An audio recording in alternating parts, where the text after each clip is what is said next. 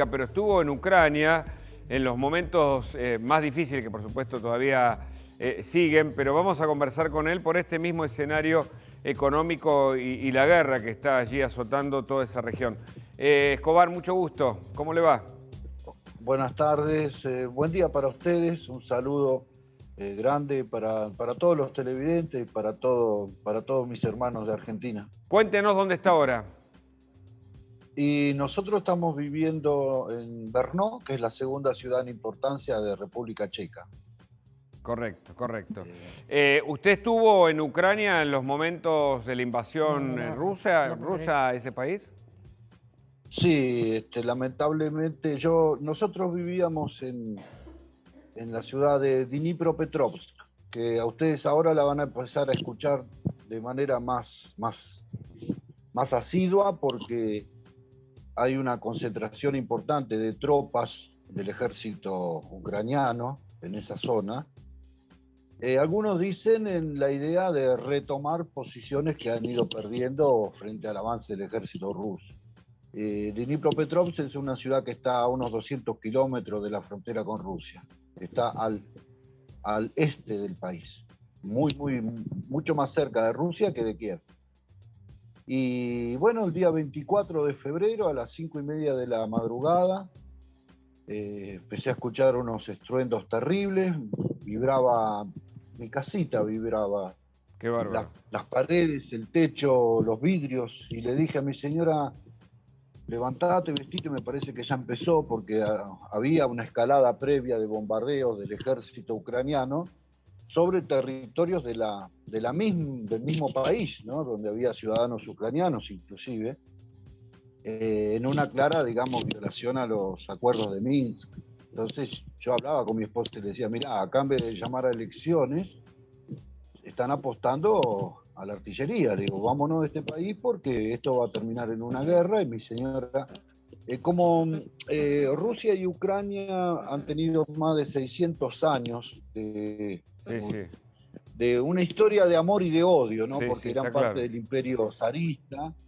Entonces, bueno, algún sector de Ucrania considera inclusive que ellos han sido oprimidos durante muchísimos años por los rusos. Claro. Y bueno, entonces hemos llegado a esta situación. Pero mucha gente a la vez tiene parientes de ambos lados de la frontera. Claro, y claro. la costumbre, la cultura es común a los dos países. Es que... La música, la comida, la vestimenta. Sí. Es que la cuestión humana está en el fondo, más allá de las fronteras, de un lado y de otro, claro.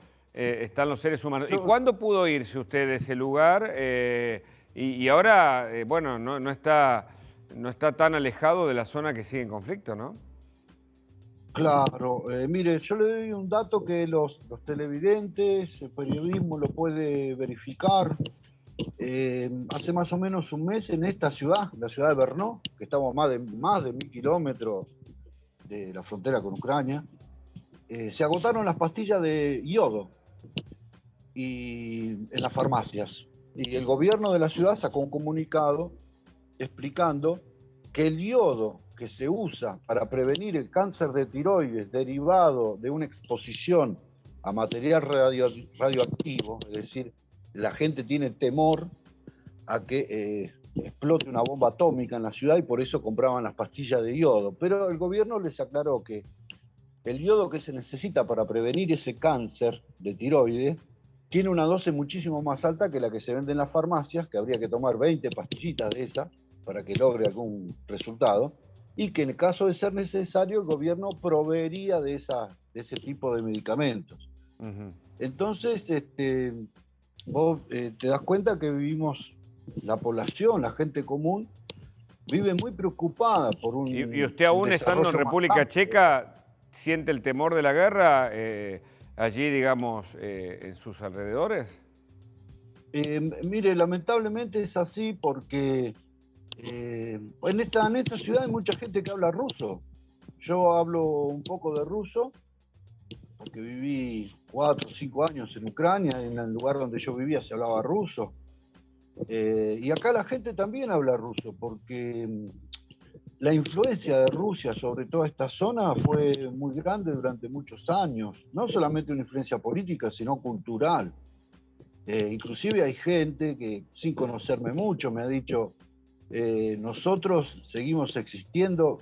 Un señor mayor me dijo, Brno existe gracias al ejército soviético que nos liberó de los alemanes. Entonces, en todos lados aparece esta dicotomía de ver a quién apoyar. Y yo quiero primero agradecerle a usted este tiempo, este don de gente, de buena gente, de ver, che, ¿qué pasa con esta gente que se fue? ¿Cómo estarán?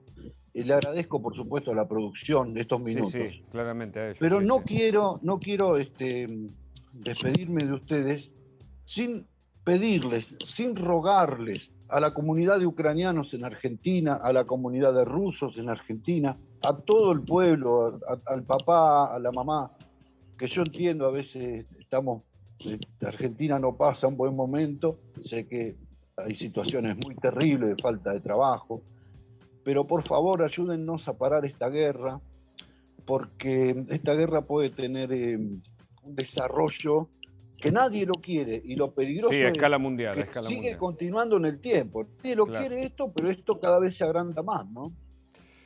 Le agradecemos mucho el contacto, y no va a ser la última No, vez que hablaremos con usted para que nos cuente más detalles del infierno que están viviendo, aunque un poquito más alejado ahora del foco del conflicto, no por ello con esta incertidumbre y el temor que nos cuenta. Gracias de nuevo, un abrazo. no, gracias a usted, y bueno, estamos bien, y mis amigos en Dnipropetrovsk están bien de salud, a pesar de los bombardeos que en estos momentos se están dando allá. ¿Con quién está usted? ¿Con su mujer? Con mi esposa, Margarita Escobar, mis dos nietitos, Kirill, que tiene 9 años, y Elizabeth, que tiene 2 añitos, y es la bebé más linda de toda Ucrania, de toda Europa del Este. Correcto. Y bueno, mi hijo político y mi nuera. Está Sí, muy bien. estamos acá en Brno. Todos unidos, como corresponde. Le mando un abrazo. Y sí, Hasta para acá, luego. para acá. Bueno, qué historia de vida, ¿no? Realmente hay que estar cerca de ese conflicto, en plena guerra, como nómade, ¿no? Huyendo de la